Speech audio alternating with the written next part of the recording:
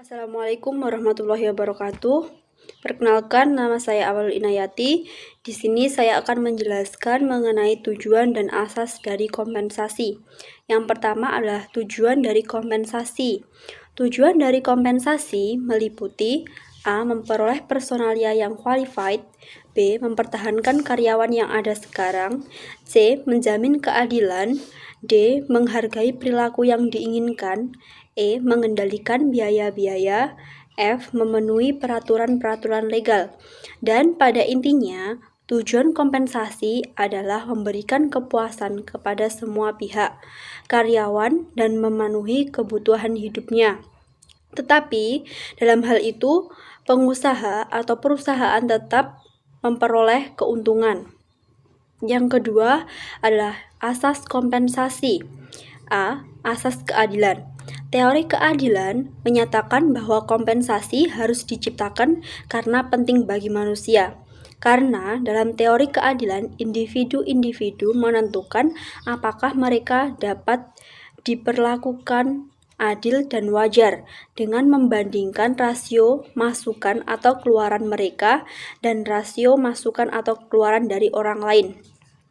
Ketidakadilan secara logis tentu bukan merupakan kepuasan pegawai. Pegawai mengharapkan keadilan dan pemberian kompensasi, dan organisasi dapat menggunakan kompensasi yang adil untuk meningkatkan motivasi pegawai. B. Asas layak dan wajar. Pekerja atau buruh merupakan sumber daya yang penting bagi perusahaan karena memiliki bakat, tenaga, dan juga kreativitas yang sangat dibutuhkan oleh perusahaan untuk mencapai tujuannya. Untuk itu, kompensasi yang didapatkan pekerja atau buruh harus dapat memenuhi kebutuhan pada tingkat normatif yang ideal. Tolak ukur layak adalah relatif. Penetapan besarnya kompensasi didasarkan atas batas upah minimal pemerintah dan eksternal konsistensi yang berlaku. Nah, selanjutnya saya akan menjelaskan tentang bentuk-bentuk kompensasi. Bentuk-bentuk kompensasi menurut manajemen ada dua, yaitu kompensasi finansial dan kompensasi non-finansial.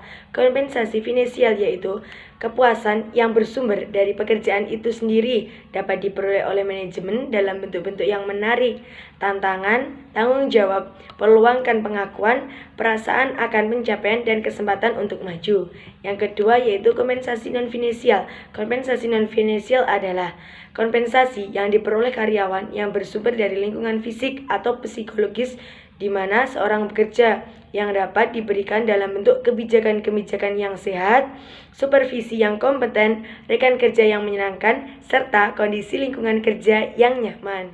Selanjutnya, saya akan menjelaskan tentang sistem kompensasi. Siswanto Sastro Hadiwiryo memberikan beberapa patokan umum agar sistem kompensasi yang ditetapkan oleh perusahaan dapat berjalan dengan efektif. Menurut Siswanto Sastro Hadiwiryo, meliputi yang pertama yaitu individualitas atau pada saat yang mendatang, kompensasi yang ideal adalah adanya kontrak individu antara majikan dan tenaga kerja yang meliputi rencana tunjangan, jam kerja, kaitan imbalan dengan kinerja, dan seterusnya. Yang kedua yaitu proses keputusan terbuka. Banyak tenaga kerja saat ini yang diberikan kesempatan lebih banyak untuk memberikan masukan pada keputusan dan diberi informasi lebih mengenai sifat keputusan tersebut. Namun demikian itu memenuhi harapan yang mengikat tenaga kerja dari pihak pemerintah terhadap perusahaan untuk mengadakan keputusan sistem imbalan. Yang ketiga yaitu imbalan berdasarkan kinerja.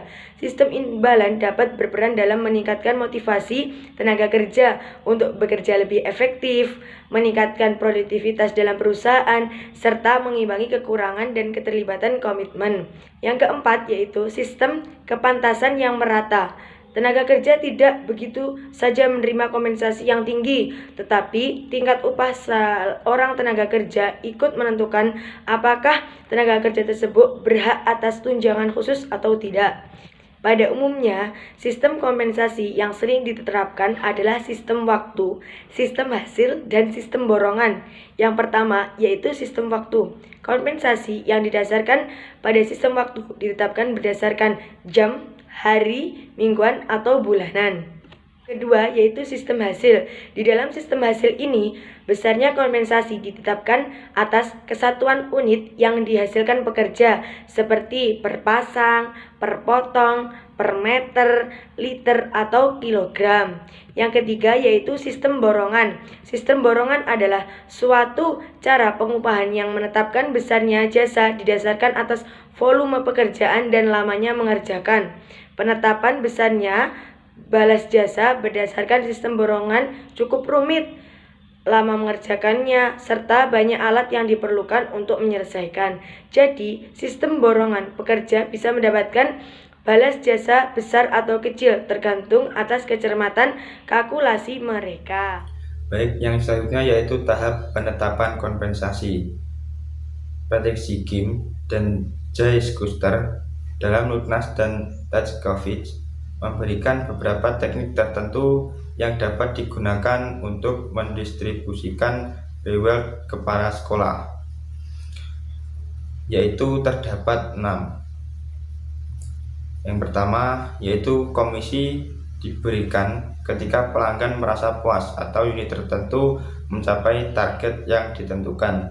Yang kedua, diberikan berdasarkan kemampuan manajer dalam mengelola anggota unitnya.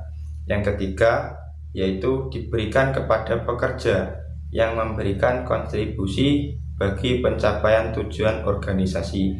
Yang keempat, yaitu diberikan berdasarkan keahlian atau pengetahuan pekerja. Yang kelima, yaitu berdasarkan keterampilan yang dimiliki karyawan, bukan pada pekerjaan yang dilakukan. Yang keenam, yaitu diberikan berdasarkan kompetensi yang dimiliki oleh pekerja, seperti penguasaan teknologi atau keterampilan sosial. Menurut konsep yang ada pada buku Desailly, bahwa prosedur dalam menetapkan kompensasi itu ada 5 tahap.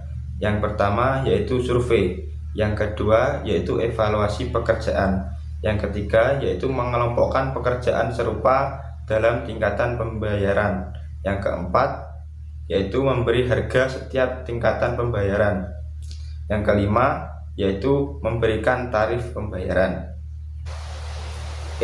Faktor-faktor yang mempengaruhi kompensasi.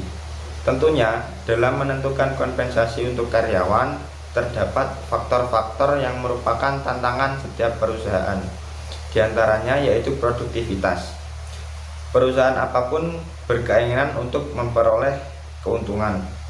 Yang kedua yaitu kemampuan untuk membayar. Pemberian kompensasi akan tergantung kepada kemampuan perusahaan itu untuk membayar. Yang ketiga yaitu kesediaan untuk membayar. Kesediaan untuk membayarkan atau berpengaruh terhadap kebijaksanaan pemberian kompensasi kepada karyawan. Selanjutnya, permintaan tenaga kerja. Yang kelima yaitu organisasi karyawan. Keenam, berbagai peraturan perundang-undangan. Di sini juga terdapat 6 faktor yang mempengaruhi pemberian kompensasi pada pegawai. Faktor pertama yaitu pendidikan. Faktor yang kedua yaitu pengalaman. Faktor yang ketiga yaitu beban pekerjaan dan tanggung jawab. Faktor keempat yaitu jabatan. Faktor kelima yaitu jenjang kepangkatan atau golongan. Yang keenam yaitu prestasi kerja.